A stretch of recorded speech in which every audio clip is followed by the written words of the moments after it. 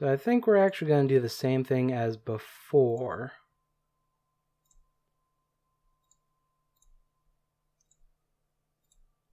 That should all be good. I'll bring dialectic up to 3. Let's see, what's more interesting? Famous dilemmas.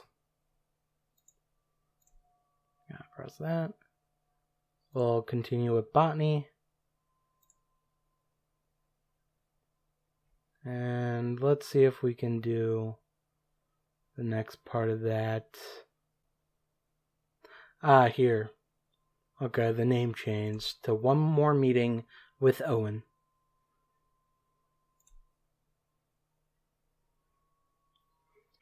In a surprising twist to your normal routine, you receive a note from Owen asking you to meet her at the Imperial Docks. A bit confused, you shrug your shoulders and decide to see what she wants. After all, she taught you so much already, you're more than willing to see what she has left. You head down to the Imperial Docks and follow Owen's directions exactly.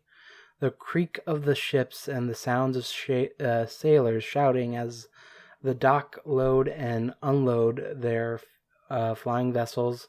Right, we're on flying islands. I forget that sometimes. Makes it difficult to concentrate. But in a fairly short amount of time, you find yourself entering a deserted warehouse at the end of an equally deserted row of storage buildings. "Hello?" you say loudly. "Anyone in here?" "Over here." "Oh, over here!" Owen shouts from the back of the building, using her lit wand as a guidepost. "The place is empty. Don't worry about stepping on anything." Guided by her light, you walk over to Owen, wondering just what it is she's going to teach you about this empty space. "Thanks for coming," she says as you approach. "I wasn't sure if you would, but it means a lot to me." What's going on? Why are you acting so strange?" Owen responds. "Yeah, I know, this isn't really like me at all. I'm just nervous, really. There's something I want to do, but I'm not sure I can do it. So I'm going to do everything I can to hold myself back until I can't hold myself back anymore." Shaking your head, you try to shift out Owen's nervous rambling, but before you can go further than 3 words, she says, "The short version is this: I need your help." Taking a deep breath, she visibly calms herself before continuing. "When I was a first year, I discovered a map in a book in the library. The map was a copy of a copy of a copy. So it wasn't the best quality by any means. All the reference points on the map were in ancient Illumian, and after a bit of research I realized that they were all made sometime during the reign of Scalptos. When I pieced things together, it turned out that it was a map of the foundation of the Imperial Docks, which just so happened to be standing on right now. After a whole lot more digging, I stumbled onto a diary of the chief architect for the Imperial Docks, in which she mentions having to settle the differences of the Empire with those of the speaking Salivians." What? After a bit of careful prying and selective use of favors, I found out that the speaking Salivians are otherwise known as trees of knowledge.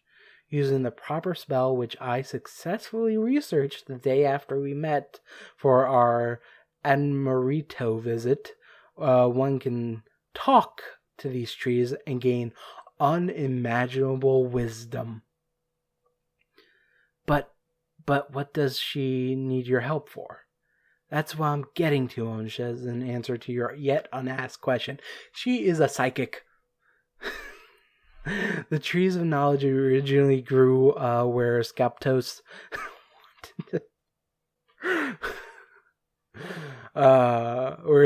wanted to place the Imperial Docks. Since they looked like pretty ordinary trees, no one knew that they were until the carpenters started chopping them down to make room for the docks. Once their presence was known, though, Scalptos, yeah. That's probably the right way to say that word. Scaptus, arranged to have the trees transplanted. Trouble is, the trail grows cold after the diary. I've been looking for ages and haven't found anything. What I figured is this. If I started here where the trail begins and search around, I might be able to find clues as to where to go next. I figure that since we've worked so well together over the last few weeks, I was hoping you might want to help me. I think it'll be really worth your while, so what do you say? Want to have an adventure with me? I mean, yes, the main reason I did that whole tutorial bullshit is to do this adventure, so yes, Trees of Knowledge sounds so good to pass up. Where do I sign? Though I will say, it makes absolutely no sense.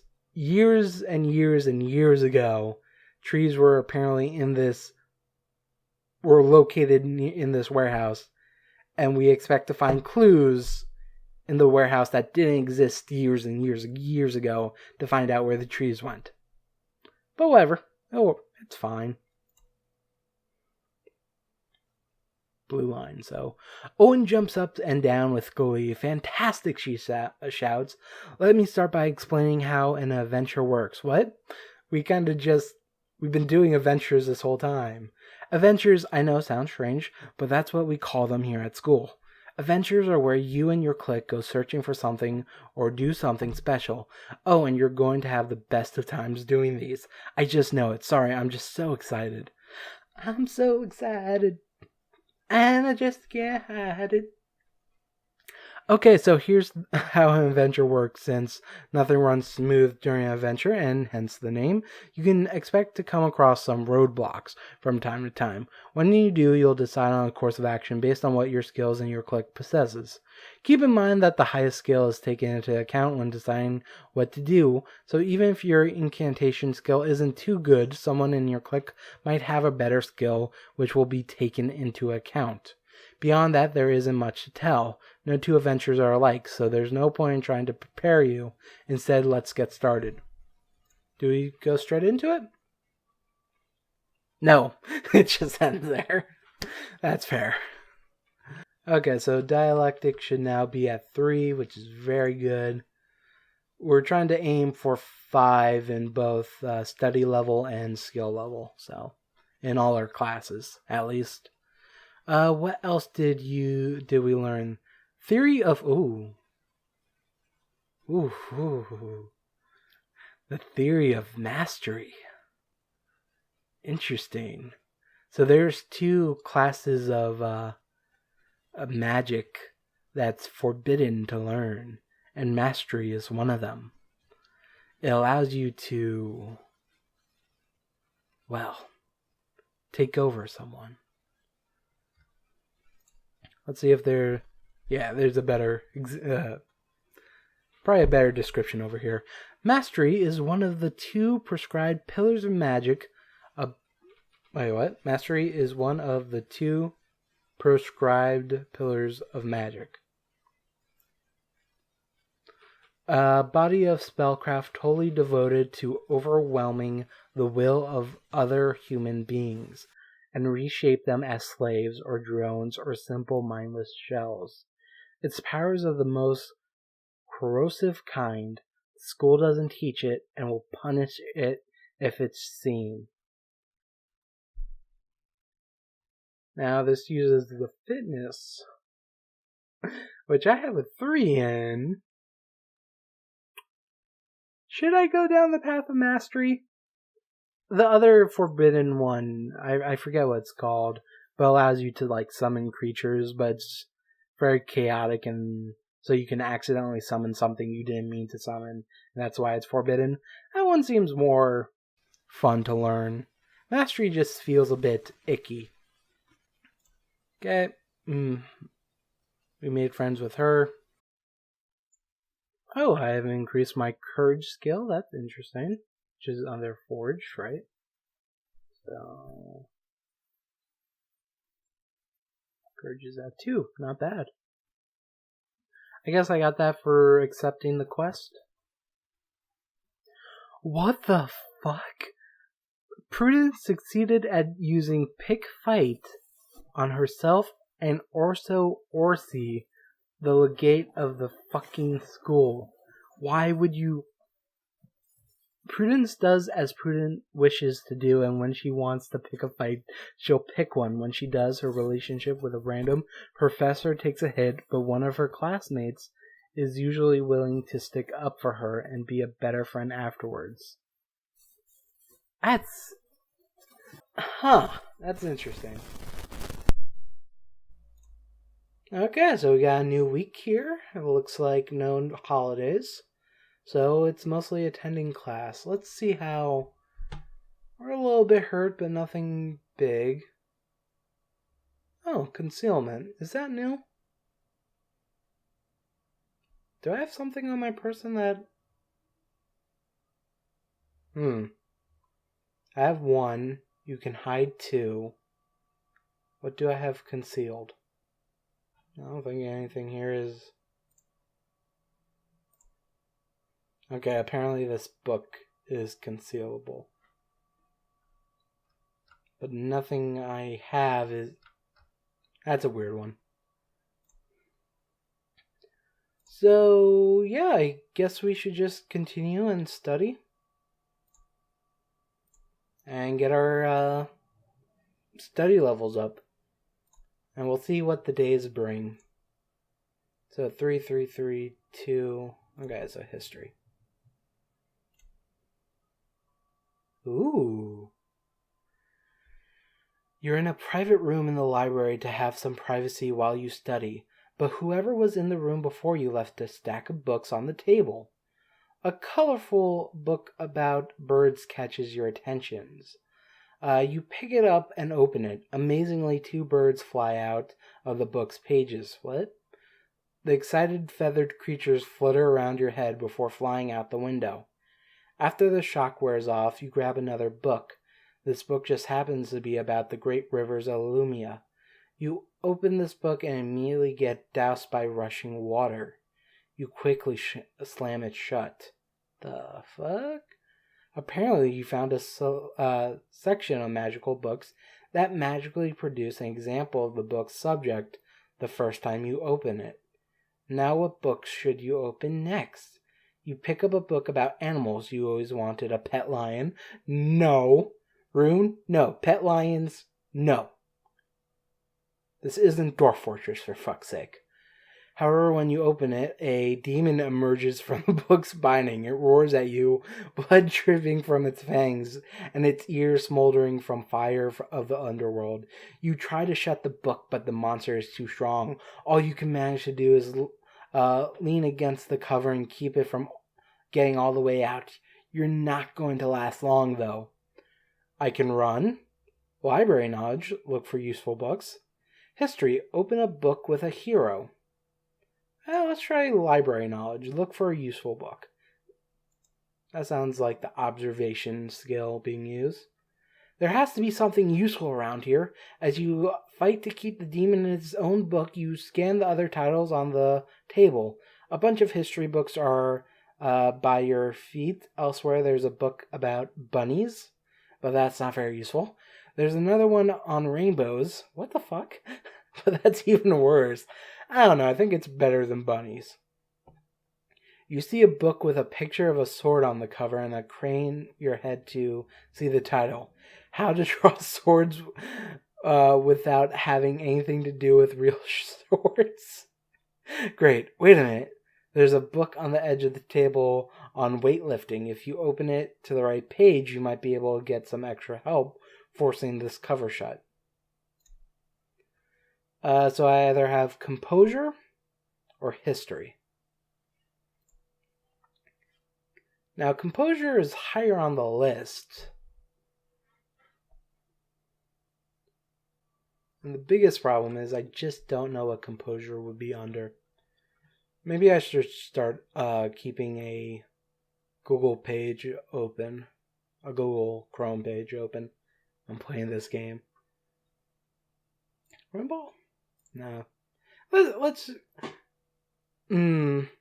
History? Well, you know what? I know what my history score is, so if I check that, it's 4. There's a lot of history as well. Holy crap, look at those skills. Okay, I'm going to trust that the one that's higher up on the list means I have a better chance of succeeding. So, composure, open weightlifting book. Though a hero would be cool. Weightlifting. You should be able to use one of the weights from the weightlifting book to force the demon book closed. But you have to be careful. You don't want the weight to end up dropping on your head. Oh.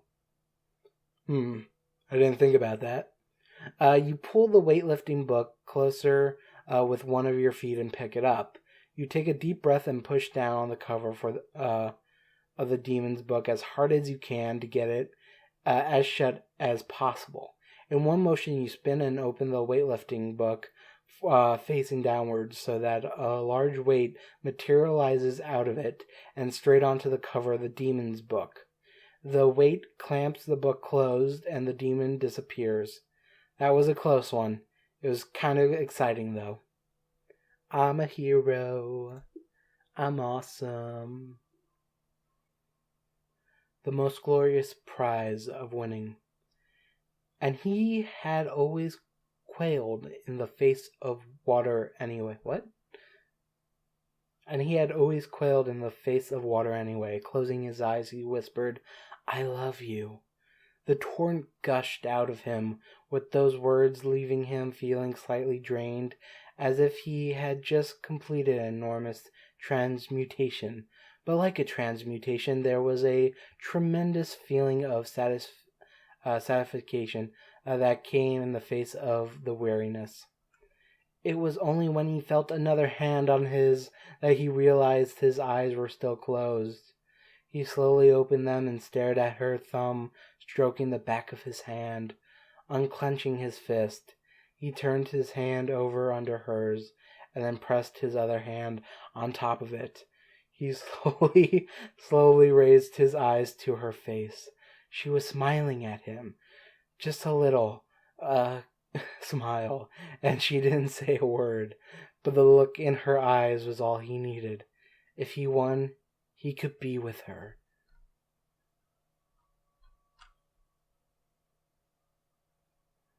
The fuck kind of reading are we doing in athletics?